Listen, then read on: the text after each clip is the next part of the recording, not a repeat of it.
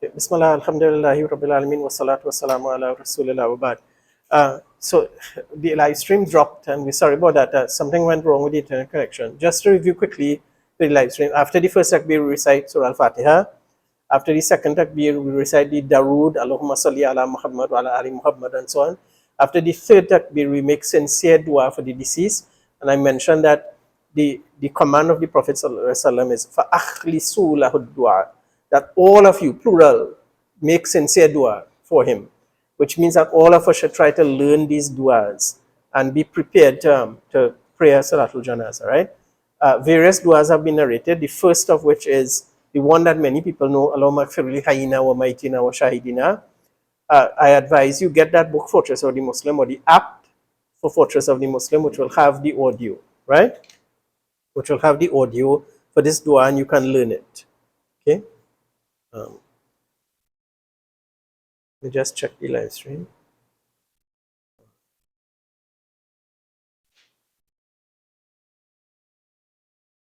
Right. So another dua is this one, which is very beautiful. Allahumma gfir lahu warhamhu wa'afihi wa'fu anhu, to the end. And here we are. Look at the wording of the dua, right? I mentioned one of the themes of all the rituals is that we make sincere dua for the deceased, and we focus on what is of benefit to him or her. And in this dua, that's all that we are doing. We are making sincere dua for him or her, and we are concentrating on what is of benefit to the person. So we ask Allah to forgive him, have mercy on him or her, grant him well-being and pardon him. Now I will send on the WhatsApp group, I will send this dua, this is for a male, and I will send one with female pronouns, right? So for a woman, grant him well-being, pardon him, honor him, ride in his entrance, wash him with water, snow and hail, cleanse him from faults as you cleanse a white garment from impurity. Now this part of the dua, people always ask about, is that requite him, meaning replace for him an abode better than his abode, meaning a home better than his current home. We understand that you give him a home in Jannah. But then people always ask about the next part, a family better than his family, and a spouse better than his spouse. Does it mean that after you're married to this woman for 50 years, and then Allah replaces her and you never see her again in Jannah, that you are not reunited with her in Jannah? No. The scholars have explained, and also your family, that you don't see any of your family members in Jannah. No. The scholars have explained what it means. It's the same family and the same spouse, but what do you mean replace them? A better family. They will be in a better state than they are in this earth. And the spouse will be in a better state than they are in this earth. Meaning that they will be raised up in Jannah, which is in a better state. So she will be a better spouse than how she was in this earth. And your family will be in a better state than they were in this earth. Right? So you see, don't worry, it's the same family, the same spouse. Right? And any problems that you had between family members or between the spouses, all of that is gone in Jannah. All of that is removed from the heart. So again, you're in a better state. Right? So you have that to look forward to. And then at the last part of the dua, that you ask Allah to admit them to paradise and protect them from the torment of the grave and the torment of the fire. This really is a beautiful dua, and we should strive to memorize it, right? I know it's long, but if you take your time, and especially again, if you get the app for your phone, Fortress of the Muslim, and you practice with the audio, then yes, you will learn it, right? Another dua is this one, from Sunan ibn Majah. Allahumma inna, now, Fulana bin Fulan, let me just explain, those who can read the Arabic. Fulan bin Fulan just means so-and-so, the son of so-and-so. What you're supposed to do there, don't say Fulan bin Fulan. You say the name of the person, that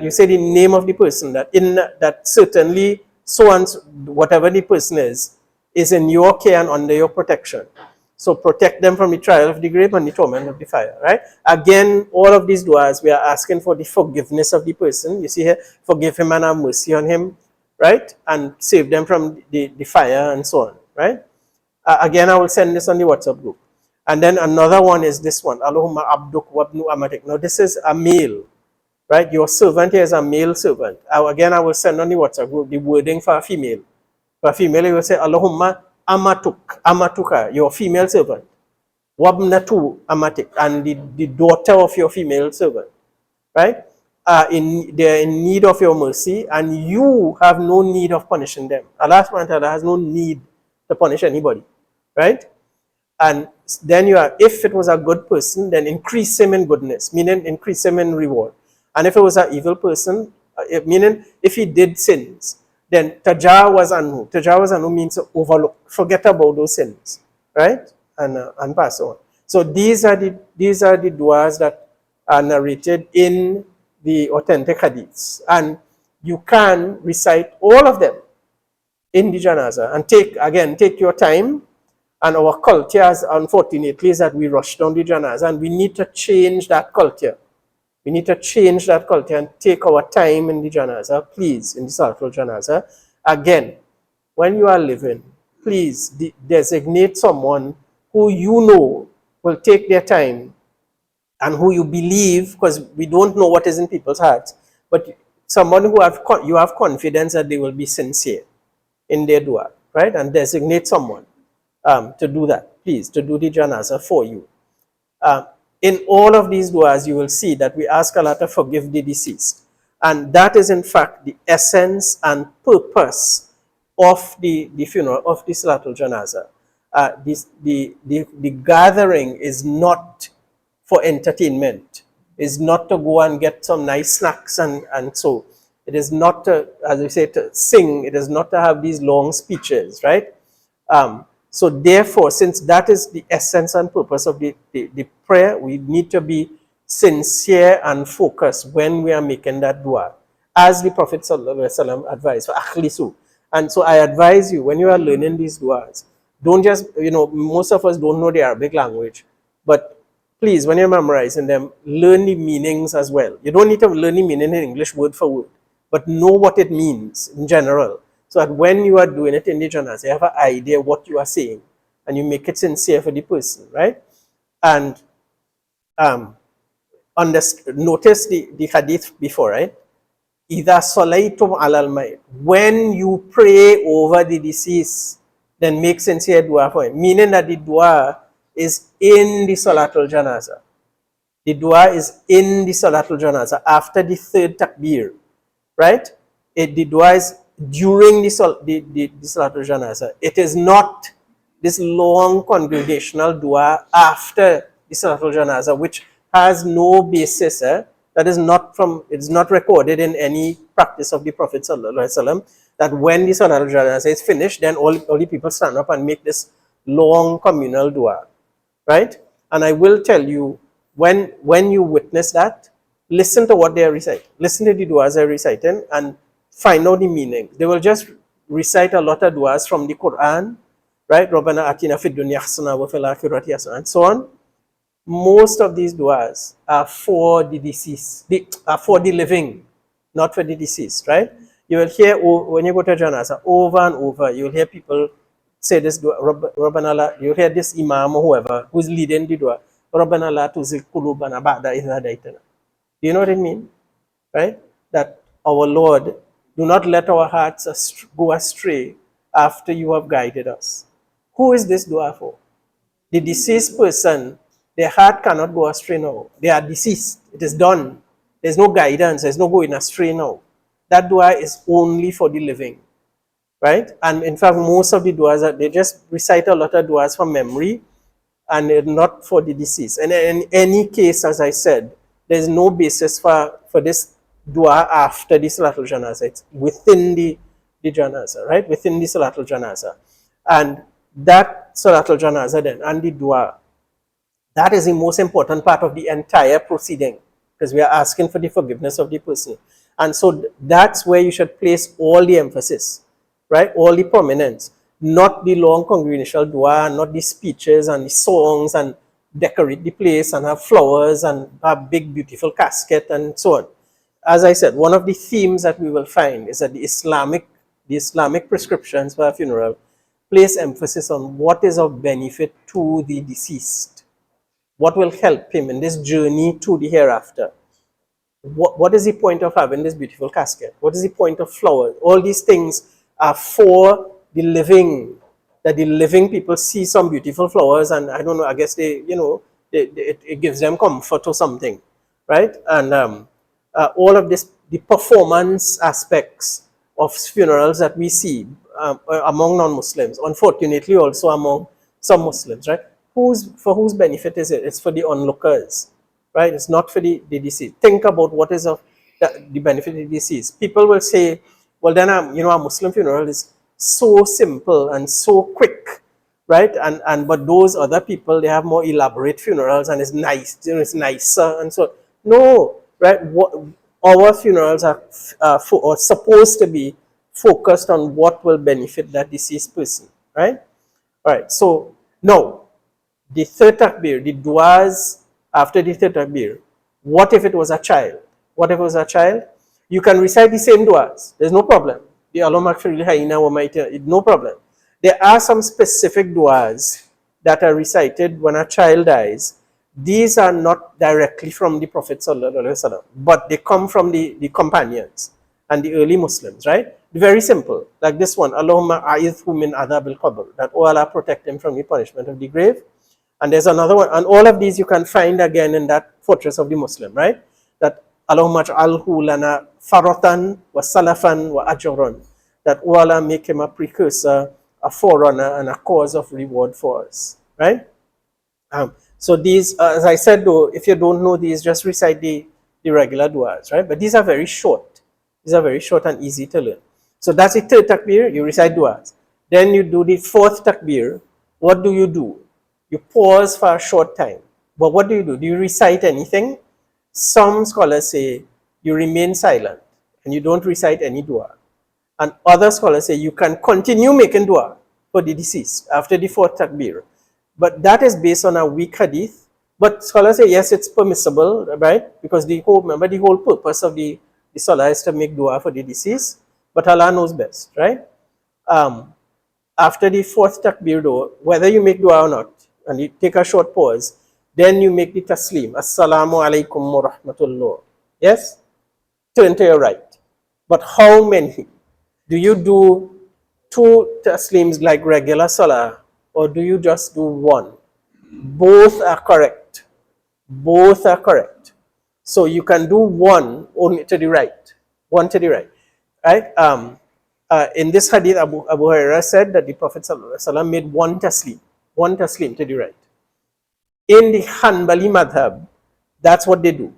And the basis in the majority madhab in Saudi Arabia, for example, and some other countries is the Hanbali madhab. When you go to Hajj, the Imam makes 1 taslim. You will hear from the microphone 2.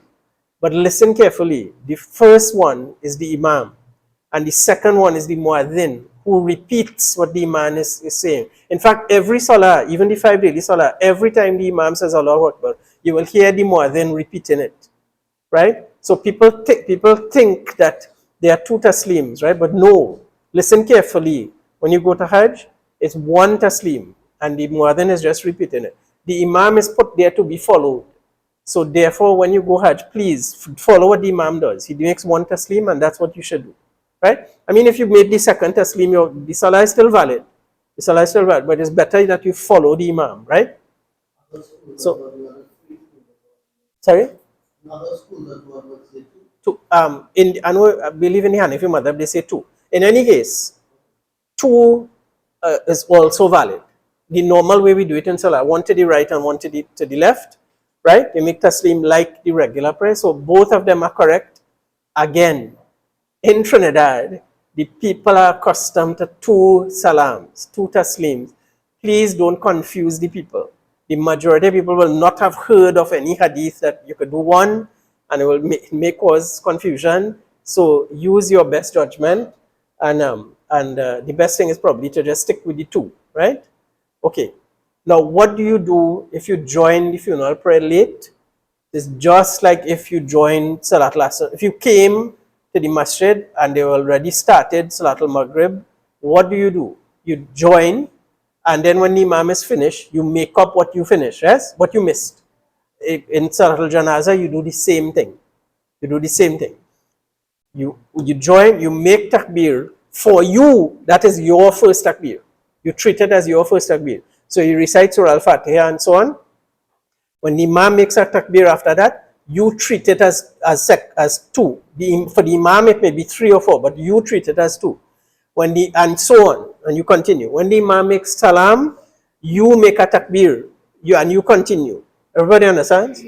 So if you come in and the Imam has already done 2 takbirs, you come in, you start a takbir, that's for you, your first takbir. When he makes the next takbir, that's your second takbir.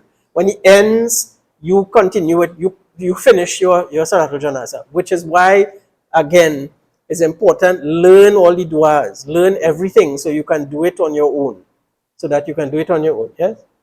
That's the reason we have. Yes. I mentioned that. Somebody wasn't listening. Right? Right. Yeah. The first takbir, of course, you raise your hands. The subsequent takbirs, you can raise your hands because Ibn Umar is to raise his hands, or you can leave your hands where they are. Right? Because it is not directly reported from the Prophet ﷺ whether he used to raise his hands or not. So if you are raising them, you are basing that on the action of the famous companion Ibn Umar. Right? And that is permissible. Okay. Right. So, and this is not only for Salatul Janazah. Any salah that you miss in the Jama'ah, you pray, and then whatever you miss, you complete it. Right? Right. Now, so I want to quickly, and we kind of run out of time, but so that's the Salatul Janazah. Any questions? Right, here's what I want to ask. Yes, Uncle Ahmad. What is the niyyah? All right, the niyyah for any salah is in your heart. Right? There is no hadith, no record of the Prophet ﷺ stating a niyyah for any salah. The niyyah is in your heart. Meaning, like, we're going to Maghrib now. You stand up there, you know that is the time for Maghrib, and in your heart you have this intention, I am standing for Maghrib. That's all. That is it. For every salah, the niyyah is in your heart. I know people, what is nawaitu an usalliya salata rak'at and so on, but that is not from the practice of the Prophet sallallahu alaihi wasallam. So similarly, the janazah, you just stand and you have in your heart and your mind, you know what you have to do. You have to know what salah you are praying. So you are praying Salatul Janazah for this particular person who has died, or for the deceased in general. Because sometimes you don't even know. Like when you go to Hajj, you have no idea who these people are, but you know in your mind, I'm praying Janazah for these deceased people. Yes? Right? Yeah? Charles? He doesn't. Sorry? No. You don't have to state anything. There's no verbal in fact, for any act of worship. Any act of worship, salah, fasting, any act of worship, there is no verbal statement of the niyyah. You will find that there is no record of the Prophet ﷺ making any verbal statement for fasting, for salah, for anything. I know again for fasting, people say the night before it is Nawaita Nasuma Gwadan or so, right? But there's nothing from the Prophet ﷺ like that. All you have to do is have an intention in your heart, I'm going to wake up tomorrow and fast. That is all you need, right? Similarly for Hajj, there is no, when you reach the Miqat, yeah, you say something, Labbaik Allahumma labbaik, but that is not an intention. You're already there. You already started, right? The intention was way back when you made your down payment and you buy a suitcase, right? That was the intention, right? And it was in your heart, right? Any other question? All right. Right, so I wanted to quickly talk about this, the mourning of a widow for a husband. I had mentioned that in Trinidad generally, this is from the practice of the Prophet ﷺ and the companion, and it is decreed by Allah subhanahu wa ta'ala in the Quran. But because of our lack of knowledge and so on, many people didn't do it. We would need to revive this. Some people will tell you the iddah. The iddah is the waiting period. The general idea of mourning is al-ihdad. Al-ihdad, the state of mourning, right? The ihdad is that state of mourning of a woman for her husband for a specified time, and that time is the iddah, right? But the state of mourning, that's the ihdad. What does she do? She avoids drawing attention to herself. It is specific for the woman for the husband, not the husband for the deceased wife, right? Do not think that Islam is prejudice against women or anything like that. This is what was prescribed by Allah subhanahu wa ta'ala, and we accept it, right? Now, it is compulsory. The woman can also do mourning for other relatives, like her brother, right, her father, and so on, but only for 3 days. For relatives other than the husband, for 3 days, right? A maximum of 3 days, because the Prophet ﷺ said that a woman must not observe that mourning for more than 3 days, except for the husband. So for the husband, how long is that mourning period? For the woman who is not pregnant when her husband dies, when her husband dies and she's not pregnant, that time is 4 months and 10 days. That was decreed by Allah subhanahu wa ta'ala in Surah Al-Baqarah. That those who are taken from death and the leaves were left behind, they will wait arba'a ashhurin wa ashar, 4 months and 10 days. For Islamic months, not January, February, right? For Islamic months and 10 days. Yes? This is whether the wife is young or old. Doesn't matter. Right? Some people have this conception that the waiting period is to determine if the woman is pregnant. No, that's not what it's for. That's not. So even if the woman is very old and there's of course no possibility that she can be pregnant, she still does the ihdar. Because the purpose of it, as the scholars have said, really is to show respect for this deceased husband. Right? Right. But what if the woman is pregnant? Then the mourning period is until she gives birth. Even if it's 1 day. Even if she gives birth the next day. Right? Of course, if she's pregnant, she has to wait 9 months, then yes, right? Then she waits until she gives birth, because again, that is decreed by Allah in Surah Talaq, that for those who are pregnant, their waiting period is and yadatna, that they give birth, right? Okay. And now, in that mourning period, what is it that she can do and what is it that she cannot do? She is prevented from marrying another husband, right? Now, when her husband dies, she is free to marry again, but she must wait for that period. She must wait for that period, that mourning period, and then she can marry again, right? She should remain in the house of her deceased husband, right? The husband family should not put her out. I know the reality is sometimes that happens, and so, but the Muslim community must do their best, right? Now, she can leave the house. It's not that she is trapped in the house. She can leave the house to fulfill her everyday needs. So if she has a job and she has no one to support her, yes, she can go to the job. She can go shopping for her needs. She can go to the doctor and so on. What she must avoid is just going out to line and to hang out. She should be going out for her needs, yes? And not just to go and socialize and so on. She can receive visitors. I mean, people need socialization. So that's what I'm saying. It's not that she's in a prison. She should not be left there in the house, like in a prison, right?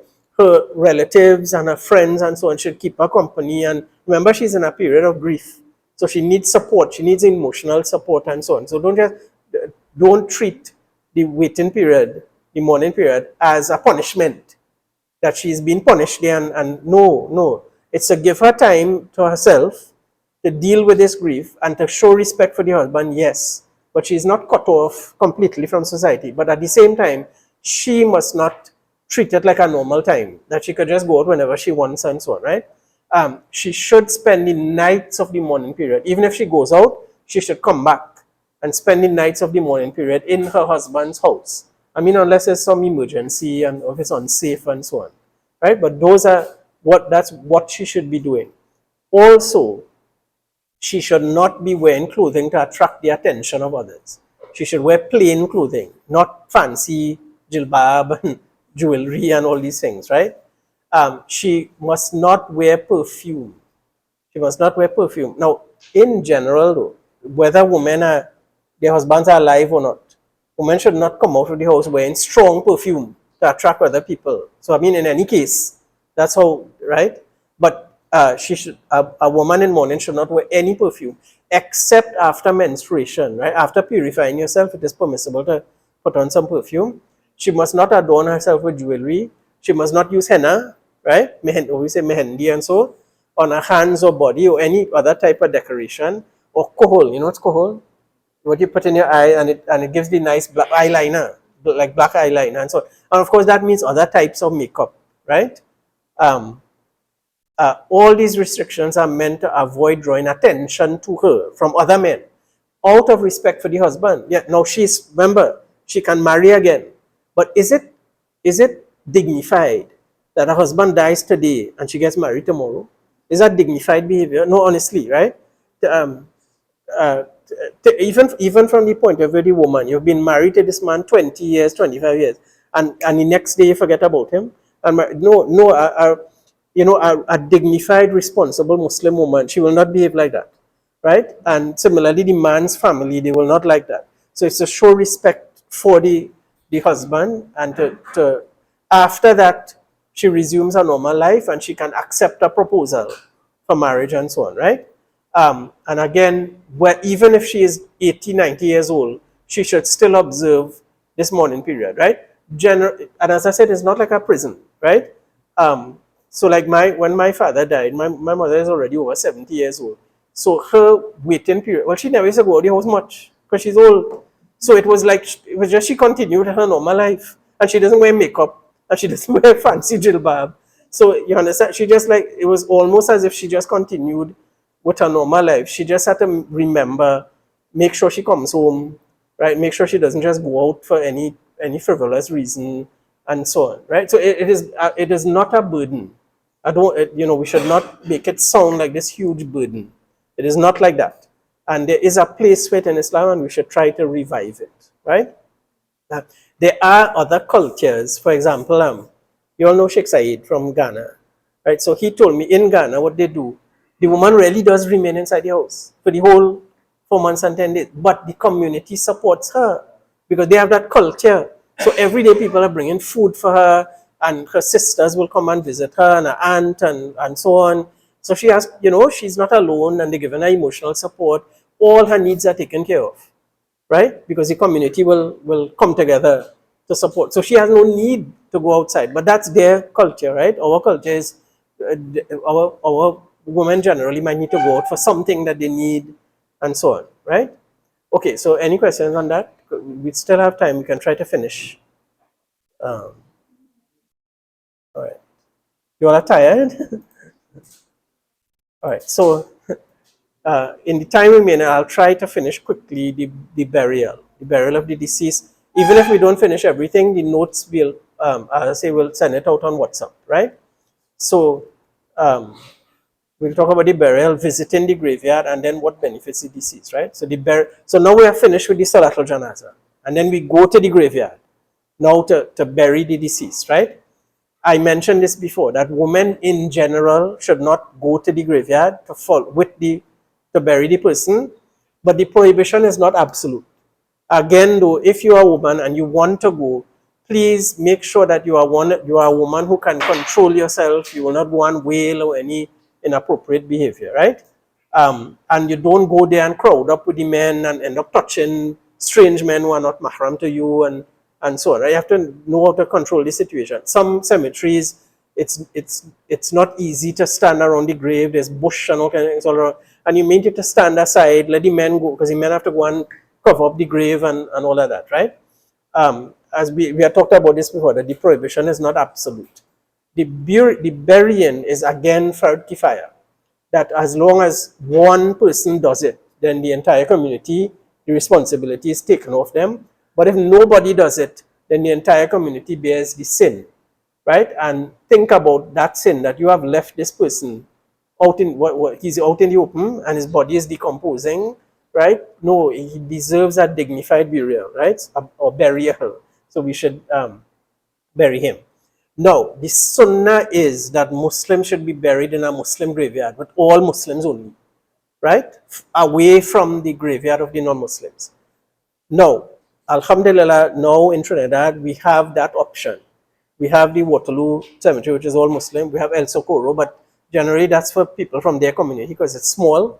Monroe Road Cemetery, La Romaine has a cemetery as well. Anybody knows? Sorry? Couva has a cemetery. Barakpur as a Muslim cemetery. Charlieville is attempting to get one for themselves. And then there's one out in the east that they had used for COVID people. That's Muslim. As far as I know, it's Muslim only, right? Past Kumoto somewhere there, right? Anyway, now we have these options, and especially the large ones, La Romaine and Monroe Road, you do not have to be from the community. They have it open, anybody can come, and you just have to pay for the plot, which is almost a fairly minimal fee, and they will bury you, right? Uh, some of the other ones are smaller and it's more limited, but inshallah, right? Uh, uh, in previous times in Trinidad and Tobago, we did not have that. We used to use the public cemetery, which we still can. You can still use them, right? So the people of the past, they were not able to follow this sunnah, and they buried in a general graveyard. Please, they had to do what they were capable of, and they didn't have their own Muslim cemetery. So we hope that Allah accepts what they did. My own relatives, that's where they're buried, in the public cemetery, right? But now that we have this available to us, we should use it, please, to bury in a Muslim graveyard, right? Yeah.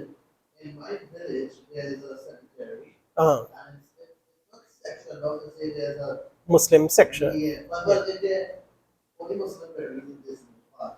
Right. A little further, let's see. Yeah. You consider that a section? A Muslim. I'm saying no. The brother is asking, these public cemeteries, they have a section for Muslims and so on. That was the best that they could have done in that time. And I'm saying that we hope Allah will accept that. And even up to now, people are still burying like that, and we hope Allah accepts it, right? But the better thing to do now that we have these Muslim cemeteries is to use them, right? Again, I want to remind you that the burial, we need to avoid the 3 forbidden times: when the sun is rising, when the sun is setting, and when it is directly overhead, right? The Shahid, the martyr, again, is buried where he died, in the battlefield, if possible. If possible, he's buried right there, right? But the other Muslims, you go to the graveyard and bury them, right?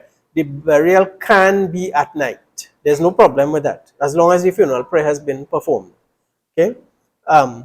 In times of real hardship, more than one deceased can be buried in one grave, but inshallah, nowadays we are not in that situation, and we should bury one person to a grave. Right now, who puts the person down in the grave? The husband can put the wife down in the grave. Yes, right? Can women put other women down, or women put men down in the grave, and so on? That's an interesting question, because I haven't found anything to prevent that. I haven't found any hadith to prevent that. But the reality is, this is a job for men. Anybody who has gone to the cemetery, you know what I'm talking about. This is it's physically demanding to lower the body down. So please just let the men do it, right? Please just let the men do it, right? And then you have to go down there and climb back up and all of that, right? So it's the reality that it's an interesting theoretical question. Can women do the entire burial by themselves? But the reality is, yeah, just leave it for the men from a practical point of view. Yes. Yeah. Yes.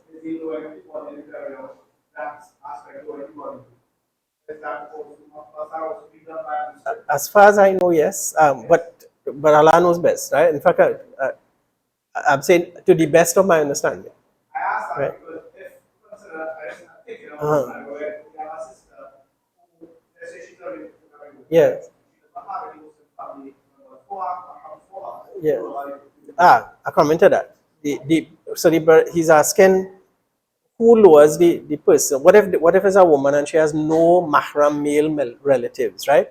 It's not a condition that the people who are lowering her have to be mahram. It's not a condition.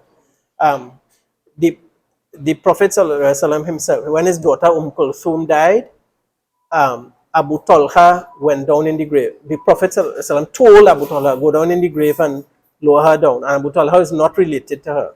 So the people who are lowering in the grave don't have to be mahram, right? They don't have to be mahram. It is, of course, you will feel better, yes. And really, if you can get all her, if it's a woman, her sons, her nephews, and so on, right? No, there is a interesting fiqh issue, that the person who is going down in the grave, because at least one person must go down. Those of you who have been to a funeral, you know what I'm talking about, that the practical reality, somebody has to go down there to receive the body and put it down. That person or persons must be someone who did not have sexual relations the previous night with his wife. Why? Allah knows best. But that is the prescription from the Prophet ﷺ. There's some wisdom behind it. There's some wisdom behind it. We don't ask, right?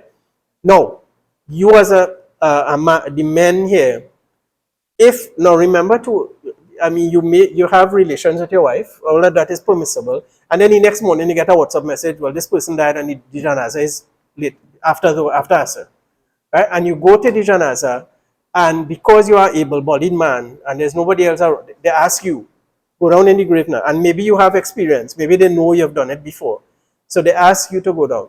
You cannot be embarrassed. I know it's embarrassing to tell people, well, you know, I had relations with my wife. At that point, you cannot be embarrassed. You do not go down in the grave. You know, just because you're ashamed to say it. No, you have to tell the people, look, I can't do it. Please get somebody else, right? And no, I'm not saying announce it in front of everybody, but you can say it quietly. If the person will understand, if the person knows, and that's why it's good to educate people that this is a fiqh ruling from the Prophet ﷺ. Educate people so that, you know, if you go and tell them quietly, look, I can't do it, get somebody else, right? Understand? Right? There's some wisdom behind it. Allah subhanahu wa ta'ala knows best, right? Of what? Of not, I don't know. No. The deceased is not to be blamed for what other people did. Right? Every person bears his own burden, right? But you, especially, you know, if you as a man, you now know about this ruling, and you go and you do it deliberately, you have to answer to Allah. What the specific consequences be, I don't know, right? But you now, all these men now you know, right? Okay. That's for the males, for the male. Oh, right. Yeah, correct. If you are correct, if the deceased is female and you are male, that's where this comes in. That's where this comes in. If it's a male person, my understanding is yes, you can go down in the grave, right? Right. Sorry, but I didn't clear that up, right? That if the deceased is female and you are male and you had relations with your wife the night before, then no, you shouldn't. You must not go down in the grave, right? Even if that was your wife?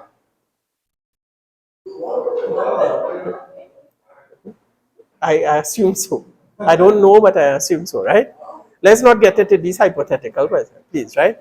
Right. Now, when you are lowering the person in the grave, there's a dua that you recite. Bismillahi wa ala sunnati rasulillah. And I will put it in the WhatsApp group, right? Bismillahi wa ala sunnati rasulillah. That we are doing this in the name of Allah. We are lowering him then in the name of Allah and in accordance with the practice of the Messenger of Allah, sallallahu alaihi wasallam. There's another wording, Bismillahi wa ala millati rasulillah. Millati means the way or the path of the Prophet sallallahu alaihi wasallam. Same meaning, right? Just a different word. But this is the wording I know, so that's what I use, right? So when you place the person down, and again, this is why somebody has to go down, then you have to turn the body gently. Again, if Brother Azran here, he would mention all this. Very gently, turn them on their right side so that their face is facing the Qibla. So again, here, that's the Qibla is that way. You would put the body down and turn them in that direction. What you can do, again, from a practical point of view, is the wall of the grave. You put them against the wall and lean them up. So that's how they will be on their side. Because if you just put them on their side, they'll fall over, right? So you lean them against the wall of the grave such that they are facing the Qibla, again gently, right? Now the shroud, right? When you complete the shroud, remember they're completely covered. You tie a knot at the top, right? And usually at the bottom too. Some scholars recommend that when you have placed the person in the grave, you can undo the knots. You can untie the knots, right? Now that is based on a hadith, yes, that the Prophet ﷺ untied the fastenings for a particular person, Nuaym ibn Mas'ud. But that hadith, some of the scholars say it's authentic, some say not, right? It's disputed. However, it is permissible to do it. It's permissible to do it, right? To remove the knots. The problem is that, I don't know if anybody has heard that people will say that you're undoing the knots so that when the angels come in the grave, that the person could sit up. That the person could sit up. There is no basis for that. There is no basis for that, right? It is not to allow the deceased to sit up in the grave, right? Also, it is narrated that Abdullah ibn Masud, he ordered that the knots be removed too. So that's fine, right? So it's fine. You can remove the knots. But don't go around saying it is so that the person could sit up in the grave and stand up and perform salah and all kind of weird. No. Remember, the life in the grave is from the unseen. And we must not make statements about the unseen that if we don't have evidence for it from the Quran or the Sunnah, right? Please. So why we untie the knots, Allah subhanahu wa ta'ala knows best, right? But yes, it is permissible. Then you fill up the grave with soil. And no, I didn't go into the details. Those of you who have been to burial, you know what we do, right? That in Trinidad, you make the grave like this, right? And then you put pieces of wood, right? And then you put the earth on top of that so that the earth doesn't fall directly on the person, right? It is the sunnah to place the person directly on the ground, meaning without the box. Without the box. So I'll just mention quickly, in some countries, the law is that you have to bury them in the box. In that case, your hands are tied, right? You can't do anything, so you have to do it. But you should avoid these elaborate caskets and so on. In Canada, for example, you must bury in some kind of box. So what the Muslims do, they choose the simplest type of box, right? But in Trinidad, we are still allowed to bury the person just like that, right? In some cases, the body of the person may be so delicate that if you try to lower them without the box, the bones might break and, right? You know, a very, very old, frail person. So again, you have to use your discretion. That I've seen some people, they will bury them in the box because of that. Because they're scared that if you try to lower them down, they might damage the body. Allah knows best, right? You do your best. The point is though that the earth doesn't fall directly on the person. In other countries, there's another style of burial called the lahad. You know what that is? You dig straight down, and then on one side you build a chamber, and you bury the person in there, and then you wall it up, right? So the person is actually buried to the side of the grave, yes, and you wall up there so that like they're in a little room, and then you bury, right? That is also according to the Sunnah. In fact, that is closer to the Sunnah. But in Trinidad, why is it that we don't do it in Trinidad? Because of the nature of our soil. If you did that in Trinidad, it will collapse. It will collapse. Our soil is moist and loose, right? In Saudi Arabia, that's what they do. The lahad. They dig that chamber and they put them inside, and then you close it up, and so, right? Because their soil is hard, like rock, so it will not collapse, right? So you do what your geography allows you to do, what your soil quality allows you to do, right? And then you fill it up, but with soil to the height of like a handspan in a curved convex surface, right? The guy like Brother Azran and so on, those guys have experience. They will know how much to fill it up, how high to do it, because you know it will go down after the first night or so. It settles, so they may go a little more than a handspan, because they know that it will settle and it will settle down to the height of a handspan, right? Those guys know what they're doing generally, right? But the point is that the grave should not be raised very, very high, right? To pile up the dirt very, very high, right? The Prophet ﷺ sent out Ali to level those elevated graves, right? And you see, when you have generally those elevated graves, they are used to elevate the status of the person, that to show that this person was some big important person and so on, right? In Islam, when we die, all the people are buried in the same way, in the same simple grave, and so on, because what is important is what happens in the hereafter, right? And for those of you who are there for the burial, after all the boards are placed and so on, then you throw 3 handfuls of dirt in the grave, preferably at the head. But usually because of the crowd, then you just have to go wherever you can, right? And you throw 3 handfuls of dirt, Now, do you say anything while you are throwing the grave? You say Bismillah, but I know you will hear people saying this. This is an ayah from Surah Taha. That minna khalaqnakum, from this earth we created you. Wa fiha nu'idukum, and into it will return you. Wa minha nukhrijukum taratan ukhra, and then we will extract you from it another time. I know you will hear people saying that. That is from a very weak hadith, right? And it cannot be attributed to the Prophet sallallahu alaihi wasallam. And so this is not an authentic practice. You just throw the dirt, you can say Bismillah, right? In fact, all of the hadiths about reciting Quran in the graveyard, whether it's one specific ayah or the beginning of Surah Al-Baqarah, and so all those hadiths are weak, right? And they cannot be authentically attributed to the Prophet sallallahu alaihi wasallam. Right, now when you're finished, you will see some people sprinkle water, right? Yes, that is permissible. There is a weak hadith about it, but there's a version of the hadith that is considered acceptable. So yes, it is acceptable. You can sprinkle water on the grave. That again, just like untying the knots. Why do you untie the knots? All we say is Allah knows best. But people have come up with these stories that untying the knots is to let the person sit up in the grave, and so similarly here, people come up with these stories that the water is to cool the grave and to cool the punishment in the grave and the fire in the grave. There is no basis for that. There is no evidence that the water cools the grave of the deceased, right? The water is to make the soil firm, right? And again, it is not every grave you will do that.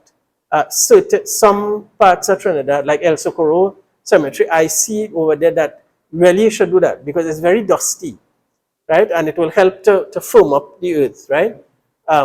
Other places like La Romaine, the earth is very moist, so, and it holds together well.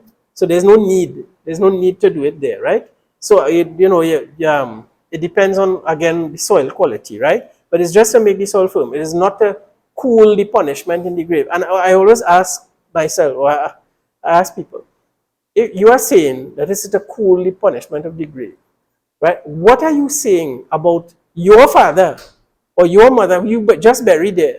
You are saying that you believe that they're in the fire. You believe that they're being punished, and you must be optimistic. You must have good thoughts about not only your father but any deceased Muslim. You must hope for the best for them and don't think like that, right? Also, there's no evidence at all for it, right? No, in Islam, graves should not be plastered or have structures built over them. You know what I mean? That you put concrete over the grave or something, or build a structure over them. I know that there are Muslim graves in Trinidad that have structures over them. We ask Allah to forgive the people who did that. Maybe they didn't know, maybe they weren't aware, right? But it was done, and we ask Allah to forgive them, but generally no, right? Some scholars consider writing upon the grave, meaning like you put a plate, or some people call it a tombstone, with the name of the person or whatever. Some scholars say that is forbidden, based on a hadith in Sunan Nasai, but that hadith is problematic. That the words to say not written upon, that is an addition, is not from the Prophet sallallahu alaihi wasallam. And so some scholars allow writing, but simple writing, simple writing, meaning just the name of the person, in order to identify the grave. Again, in some countries, it is the law that you have to put the name of the person, right? My niece is buried in New York, and they had to do that. It is the law that you have to put the name of the person. But what the Muslims do is they do the simplest thing. They just put out a little plate, a brass plate with the name of the person, right? And in Toronto too, I've seen that they make them do it. So they just put the name, right? So you can do that, but all this elaborate Quranic ayat and decoration, and so no, there's no need for any of that. If you wanted to do that, then you should just put the name of the person. Our culture in Trinidad is that we don't do that, and we shouldn't. Let's leave it like that, because if you start doing that, it can end up in competition.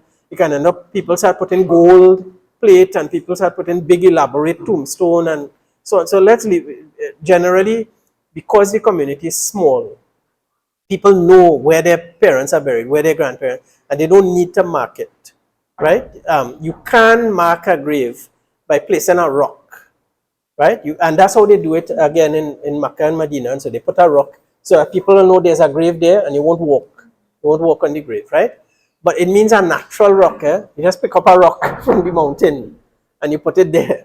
It doesn't mean a tombstone made out of marble and carved with writing and decoration. And no, it doesn't mean that. It just means a regular rock.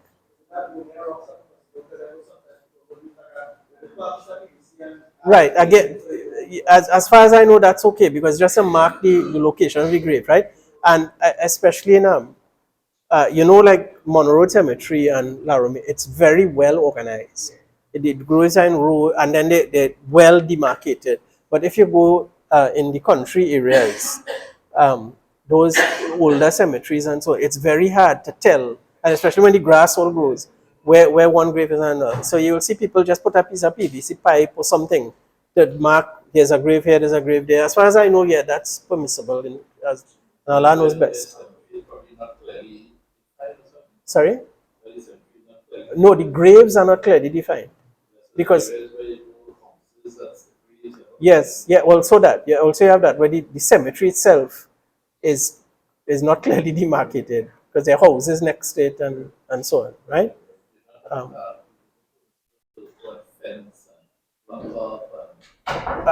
Allah knows best. Allah knows better about that. To demarcate the grave like that. I know people do it, but I don't know, right? Right. So after the grave is been filled, then we should stand facing the Qibla, not facing the grave. And there's no disrespect. People think if you turn your back to the grave, no, wherever the Qibla is, that's where you turn, right? And you make dua for the deceased. The Prophet ﷺ, what he would do, he told the people, Istaghfiru li akhikum. Seek forgiveness for your brother after the grave is covered, right? Wasalu lahu bitathbit, and ask for firmness for him because he will be questioned now. Firmness in answering the questions in the grave, right? Notice again, istaghfiru, is it singular or plural? Plural, meaning all of you make dua. And he was there. He, the Prophet ﷺ, was there. So if it was a communal dua, that somebody leads the dua, who would lead it? It would be him because he was the imam of the Muslim. But he didn't do that. He told all of them to make dua, right? So this is individual duas. It is not to stand there with this long communal dua, and again people just rattling off duas that they memorize, right? That are not for the deceased person. And you should ask specifically for these things. Ask Allah to forgive the person and to make him or her firm. If you don't know how to say it in Arabic, no problem. Say it in English. That Allah forgive him or her, Allah make them firm, have mercy on them, right? And also add to the dua, make dua for all the people in the graveyard and so on, right? But if you want to say it in Arabic, it's very easy. And again, I'll put this on the WhatsApp group. Allahumma kfir lahu, Allahumma thabbithu. Allah forgive him and Allah make him firm, right? Now, it is not recommended to recite Quran in the graveyard. There is a hadith where the Prophet ﷺ said, do not make your houses into graveyards. That indeed shaitan runs away from the house in which Surah Al-Baqarah is recited. What is the implication of that? That Surah Al-Baqarah is not recited in the graveyard, right? I mean, that's one interpretation. That's one interpretation, right? Another interpretation is don't make your house dead. That you don't, it's dead like a cemetery, that you don't hear any Quran, but Allah knows best, right? But one interpretation is yes, that in the cemetery you don't recite Quran. The house is where you recite Quran, and the masjid and so on, right? And specifically, you will see people recite Surah Al-Fatiha at the head of the grave and the beginning of Surah Al-Baqarah, Alif Lam Mim Zalikal Kitab, right? And then the end of Surah Al-Baqarah, Amana Rasulu Bima Unzila, right? To the end, at the foot of the grave, right? This again, it is based on very weak hadiths that cannot be authentically attributed to the Prophet Sallallahu Alaihi Wasallam, right? It isn't so. No, you should not be reciting that, right? Or what you should do, bury the person and then make dua for the deceased, right? There's no basis for a communal dua, I'm saying, right? You should make individual duas. I understand that sometimes you go, and especially when the family wasn't very practicing and so on, and they don't even know how to make dua. And sometimes just to help them, you can start, meaning the imam can start reciting the dua aloud and tell them what to say, but then leave them, let them continue in their own words with English and so on. I'm saying just for practical purposes you can do that, but try to avoid it, right? Encourage them to make individual duas, right? You recommend just the imam at that point in time to about them. Just tell them to say all of it, so instead of Yes, English, just tell them yes. Sorry, I should mention that you should advise the people, because many people don't know that this is from the Sunnah, that this dua is from the Sunnah. So at that point, you instruct the people what to do. Face the Qibla, make dua for the person, tell them specifically what to say, and that they can say it in English, right? And let them do it. Yes? All right. Now, so quickly, what time is that? Right? All right, so we have some time, yeah.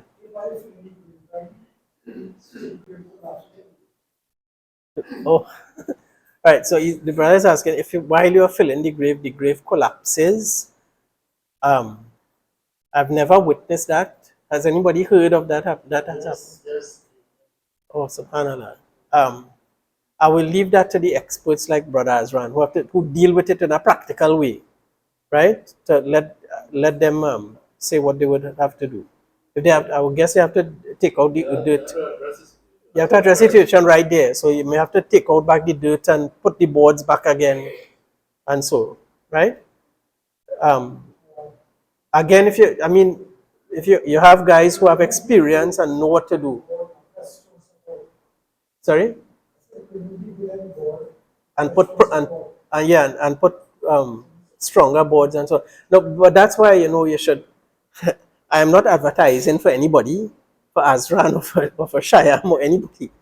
That's why you should choose a funeral service again while you are alive, that you have confidence in, and you have trust in them, that they know what they're doing, that they have done so many of them, that they so many funerals, that they are prepared, and they will know, for example, if it has been raining and the soil is unstable, they know what to do.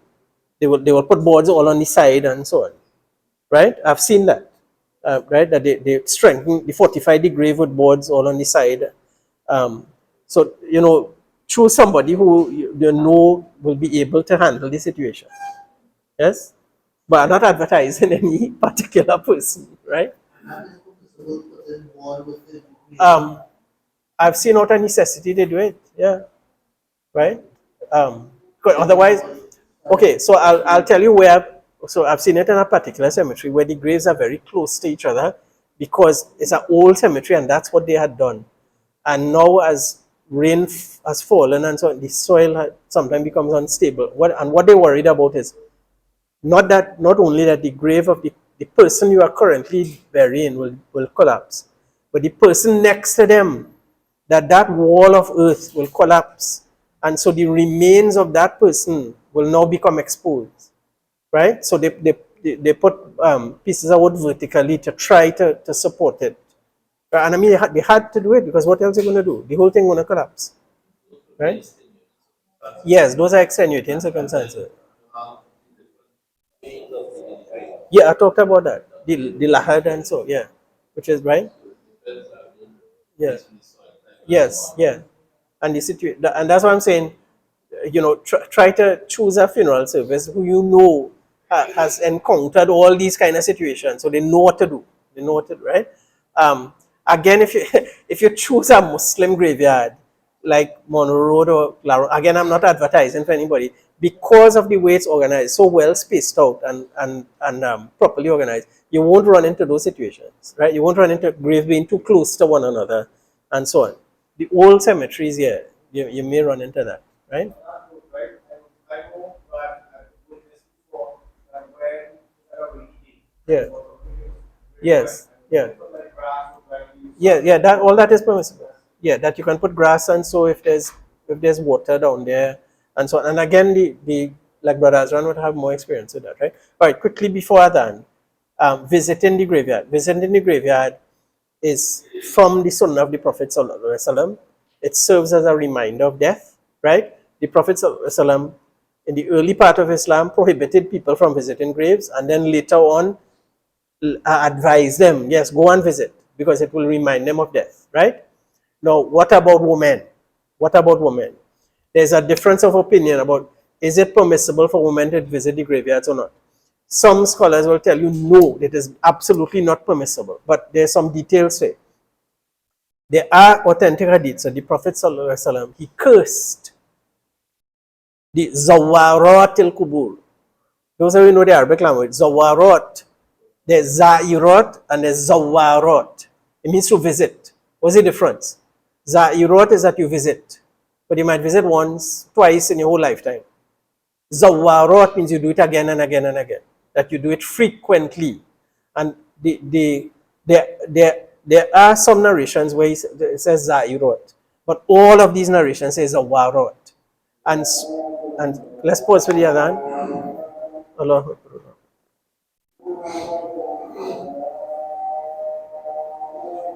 Allahu Akbar. Allahu Akbar. Ashhadu an la ilaha illallah.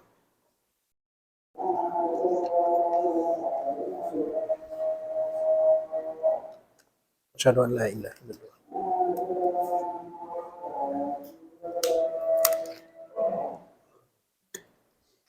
Ashhadu anna Muhammadan Rasulullah.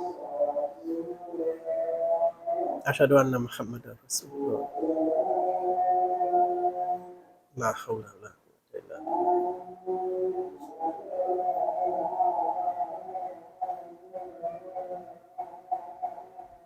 La hawla wa la quwwata illa billah. La hawla wa la quwwata.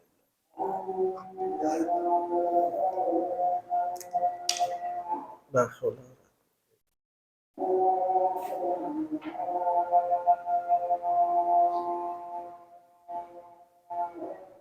Allahu Akbar. Allah.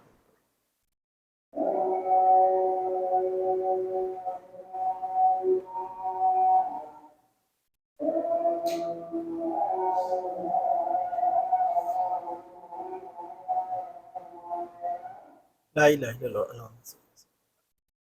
اللهم رب هذه الدعوة التامة والصلاة القائمة آت محمدا الوسيلة والفضيلة وبعث المقام المحمود. Imam, after what time can we go? 6:30. All right. So quickly, right? So as I said, because of these hadiths, some scholars hold that women are prohibited from visiting graveyards, but other scholars, because of that wording, zawarot, that they say it specifically, it addresses women who go frequently. Right?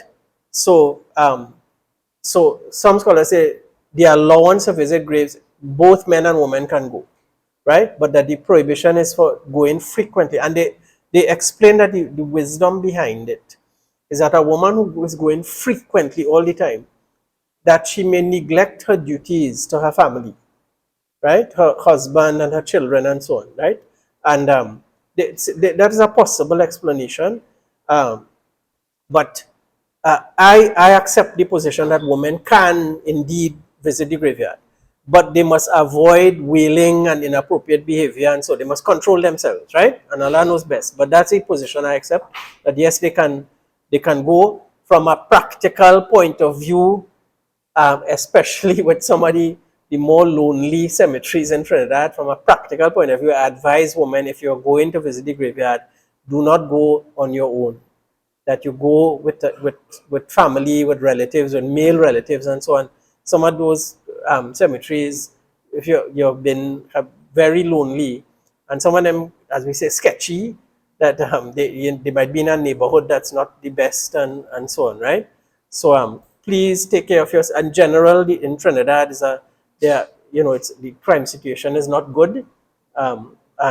So please don't make yourself a target, right? Go with relatives and so on, right? Now, when you go in the graveyard, you should make dua for all the people. And there's a particular dua. Again, I will put it on the WhatsApp group. Again, you can find it in Fortress of the Muslim, where you say, Assalamu alaikum ahla diyar. Assalamu alaikum, O people of the graves. right? Minimum Muslimin, from the believers and from the Muslims. Wa inna inshallah bikum lahikun, and we will join you soon if Allah wills, right? Look at this dua, that you are reminding yourself that you are going to join these people, right? And then you ask Allah for well-being for them and so on, right? And there are different wordings. I will put the most complete wording on WhatsApp for you, right? In addition to this, of course, you can stand there and make dua for, you can add your own dua, oh Allah forgive them, and make specific dua for, if it's your relative, your father, your, right, and so on, make specific dua for that person. There's no problem, right? Again, face the Qibla. The best thing is face the Qibla rather than face the grave, right? When you are in the graveyard, you should not sit upon any grave, right? Again, look at how Islam preserves the dignity of the deceased person even after they die. Even after, would you like if somebody sat up on the grave of your father, right, or your mother, and so no, right? Also, you should not recline or lean upon the grave, right?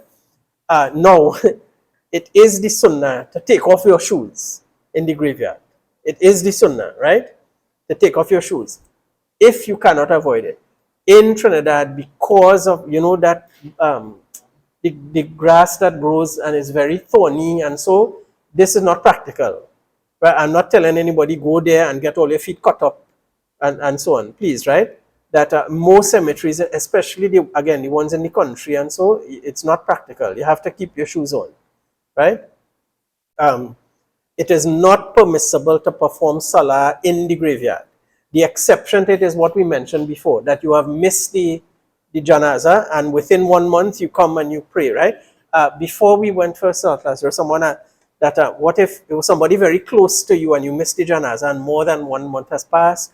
That is this a special circumstance? Like if it was your father, your mother, can you go to the grave and pray janazah even after the 1 month?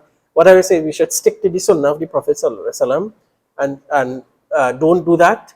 But remember, the door is still open for dua, and that's what you should do. Make lots of dua for your deceased relative, right? Even if you have missed the janazah, right? All right, now masajid must not be built upon graves. The Prophet ﷺ cursed the people of the past, the Jews and the Christians, who did that. They would take the graves of their pious people and make that a place of worship, right? You all may know that in certain countries, Muslims have done this, exactly that. It doesn't mean that it's permissible, right? That is not evidence that it's permissible, that people have done it. But yes, people have done it. But it should not be done, right? What do you mean? So, yes, right? Okay. Right, it's not permissible to build upon any graves, right? Muslim, non-Muslim, whatever. Yes. The visitor also should not walk upon a grave. In some cemeteries, again, the ones that are not well planned, the older cemeteries that were not planned, not like how Monroe is or how La Romaine or other places are in rows, sometimes it becomes very difficult to do that. You end up walking on a grave and you don't even know. But try your best. Try your best, right? Where you can see where the graves are and walk in between and so, right? No, it is not permissible to perform salah next to the graveyard in the direction of the grave with no separation. There has to be a separation. There has to be a wall or a fence or so, right? As I said, like El Socorro, there's no problem because you're not in the direction of the graves. You know, with that little street that's next to the cemetery, the good thing is that street is not in the direction of the grave, the direction of the Qibla. So you never face the graves, right? But there are other places where the road might be in the direction of the grave and so on, but there must be a separation, right? Right, so quickly, what benefits the deceased? Many people know the famous hadith that when somebody dies, right, his deeds, his actions come to an end, except 3, right?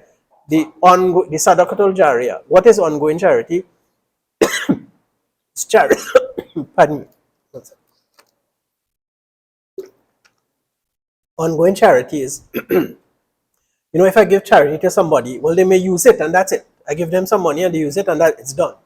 But if, for example, you build a well, you fund the building of a well so that people have water, that continues because people will use the well for years and years and years. So that's what you call sadaqah jariyah. Jariyah means it continues, right? If you build a school, it continues from a long time, right? So that kind of charity, something that has this lasting effect, right? Sorry? Planted trees for shade and inshallah, right? We hope Allah accepts it like that, right? So that's ongoing charity, knowledge by which people benefit, or a righteous child who supplicates for him, right? Notice these things, you have to do something while you are alive, right? You have to give your money to the charity that will continue while you are alive. Although your survivors can also do that. I'll talk about that, right? The knowledge by which people benefit, well, yeah, you have to teach people while you are alive so that they can benefit. And the righteous child is you have to raise the child, right? And teach him so that, or her, and then they will make dua for you afterwards, right? So understand, you still have to do the work while you are alive, but it is because of what you did while you are alive that you continue to benefit after you die. This hadith mentions these three specifically, but there are other hadiths and so that, for example, dua of the living Muslims for the deceased. Allah subhanahu wa ta'ala mentions with praise in Surah Al-Hashr. He praises those people who come after the previous people and say that Rabbana ighfir lana wa li ikhwanina alladhina sabaquna bil iman, that our Lord forgive us and our brothers and sisters, it means brothers and sisters, who have preceded us in faith, right? So Allah subhanahu wa ta'ala mentions that these people will praise, that you make dua for those who came before you, right?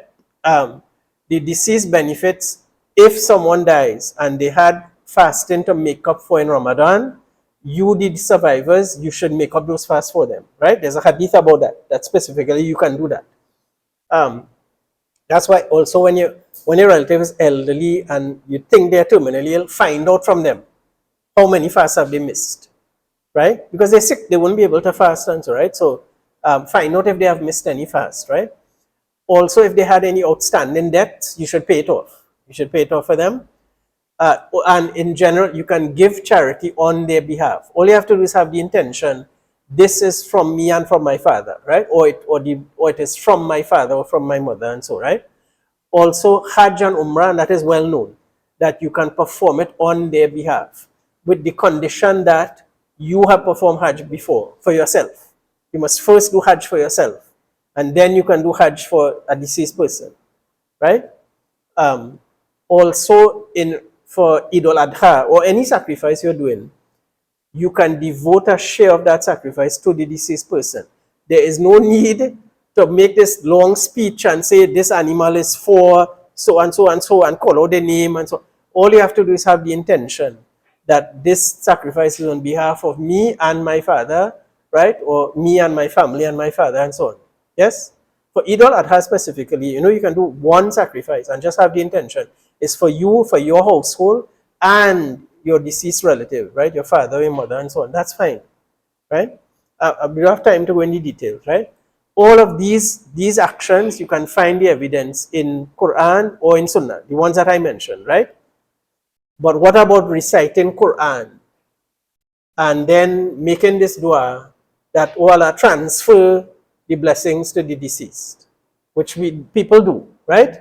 And they will do it for 3 days or for 40 days or 1 year after the person dies and so on. Yes? In our culture as well as in other countries as well, right? There is no evidence from the Quran or the Hadith that reciting Quran for the deceased benefits them or that the reward can be transferred to them. Now there are scholars who say yes, that you can do it. And they make an analogy, because just like the sacrifice, we are doing the sacrifice, but the deceased person gets a reward. We are doing the Hajj or the Umrah, but the deceased person gets a reward. So they make this analogy. The problem is that Hajj and Umrah and sacrifices are specifically mentioned in Hadiths. There's no Hadith where a Sahabi, a companion, came and asked the Prophet ﷺ, can I recite Quran for my deceased relative, right? Think about it. Hajj and Umrah is difficult. Sacrifice is difficult, right? The easiest thing for them to do was to recite Quran. You just sit in their house and recite Quran. Surely they would have asked about that, right? So if it was, and find out if it was permissible, yes? And yet there's not a single hadith about that. So my position, I know that many scholars in the past have said that yes, you can recite Quran for the deceased. If you go on the internet, you will find that. But it is safer, in my opinion, that since there's no evidence that the Messenger of Allah sallallahu alaihi wasallam or the companions, there's no evidence that they recited Quran for their deceased relatives, that we do not do that, and Allah knows best, right? You can make dua, you can do all what I mentioned, right? Do a sacrifice on their behalf, give charity, and so on, right? So we'll end there and go for Salah, and so let's end. But any final questions? Actually, one question. Yeah. Yes. Sacrifice. Yes. Can it be done only or just one time? Meaning, As far as I know, you can do it more than once. You can do it every year, yeah, and so on. Yeah, right? And Allah knows best, right? Right. The Imam is saying that we can come back after Salah, right? Just for a short while, because I will need to go as well. Yes. Right, inshallah, right? Okay, so هذا وصلى الله وسلم سبحانك اللهم وبحمدك أشهد أن لا إله إلا أنت أستغفرك وأتوب إليك هذا وصلى الله وسلم على عبده ورسوله نبينا محمد وعلى آله وصحبه أجمعين والحمد لله رب العالمين.